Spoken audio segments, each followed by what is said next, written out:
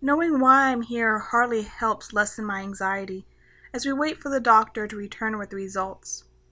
The visit, I admit, has not been as nerve-wracking as the previous, due to the large part of now understanding the doctors, but not even the friendly word of assurance can make these white walls any less intimidating. I look over to my brother as he sleeps in our father's lap, a little tin soldier Grandpa got him set loosely in his hoofs. The sight brings a smile to my face, despite the situation. He was absolutely adamant about coming with us this time, even after he was told how boring it would be, but he wouldn't listen. "My little sister needs me," he kept saying, and while I'm not a fan of being considered the little sister, even if I was technically born later than him, the sentiment is heartwarming nonetheless. "How are you doing, sweetie?" Mom asks. "Okay," I mumble. "Just tired. When can we go home?" "Well, the doctor said it wouldn't take long to go over the results, so I'm sure it won't be much longer." I hum and return to waiting. 10 minutes later, I'm on the verge of pulling my mane out when the doctor finally shows up. Dad looks like he wants to stand, but can't due to the fold in his lap.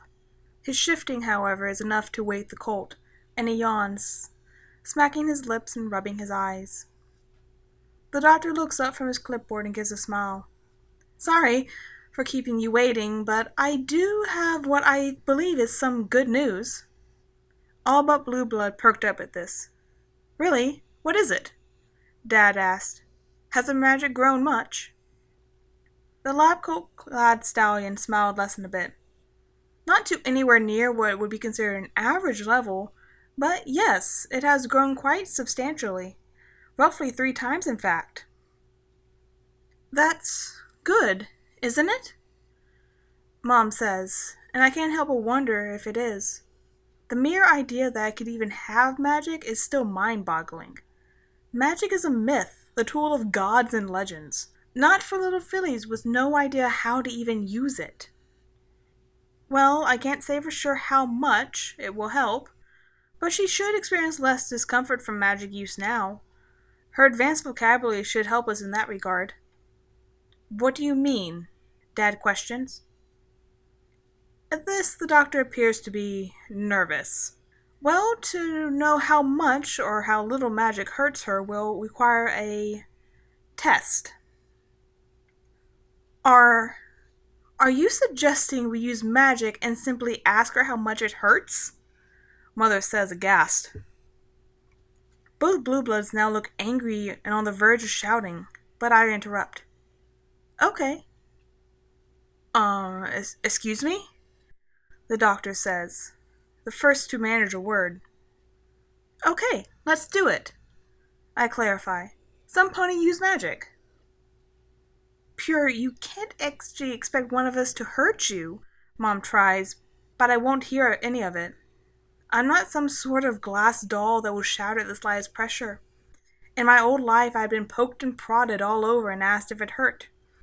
And yeah, it sucked, but it helped the doctors with their diagnosis, so I suffered through it. This was the same thing. "It's okay, Mommy. Magic never really hurt that bad. So if it hurts even less now, then I can handle it," I reason, secretly hoping both I and the doctor are right. I'm not sure how much I'll be able to trust him if he ends up pulling me through this for nothing. "I'll do it," Dad says, setting his son aside and standing. "Just tell me what to do and I'll do it." "Oh, perfect!" The doctor looks around a moment. "Okay, so we don't necessarily have a test designed for this sort of thing, so we'll have to improvise." Mom looks to her husband and mouths the doctor's last word, obviously perturbed. Dad can only shrug before the doctor claps a hoof on the linoleum. "I've got it! Just follow me and we can begin." In only a few short minutes, I find myself back in the room with a machine that apparently read my magic. This device can not only detect magic in reverse within a pony, but also magic output. All we have to do is stick a few of these sensors to your horn as you channel magic, and it should tell us how much you're using. "Seems simple enough," mumbles Dad as she shuffles uncomfortably from either what he was about to do or because the doctor was touching his horn. I'm guessing the latter, as the stallion was a bit too enthusiastic about the upcoming test. This is the first time I created my own procedure for something. Kinda makes me feel like a scientist more than a doctor. He huffs a quick laugh. Who knows? Maybe if this works well, it can become an official test for those afflicted with magothenia. Stepping back, the doctor flips on the machine and paper starts to slide out. Leaning in, he squints and starts adjusting some dials.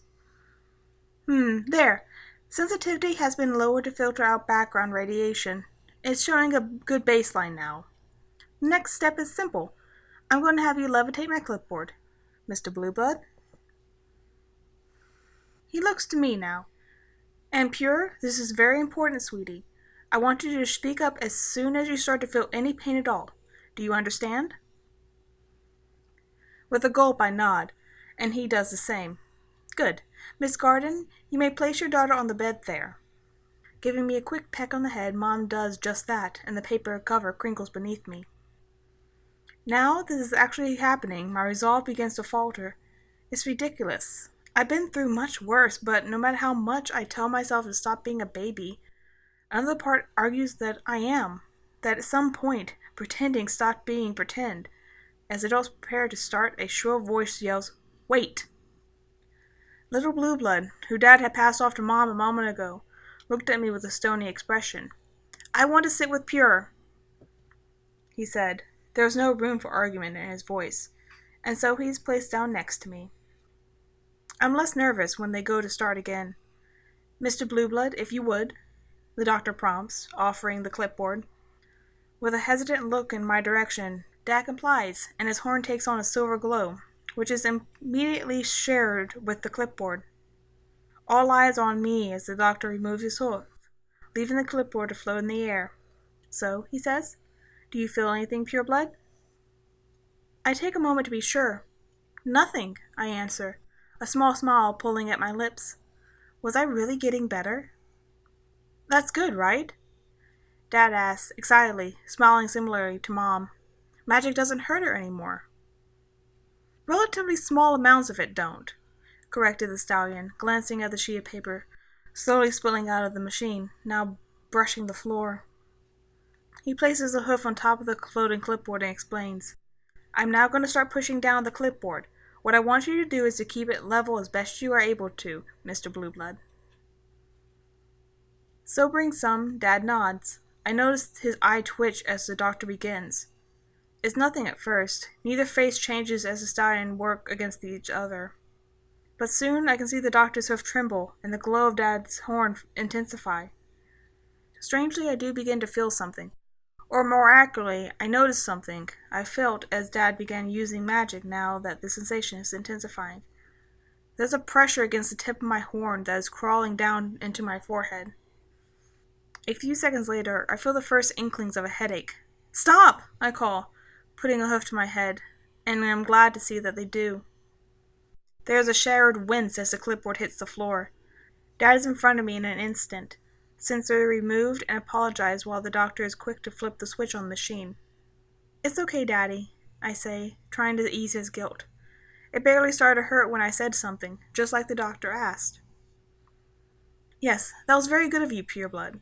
The doctor looks up from his paper. "Because of this, we now have a rough estimate of how much you can handle.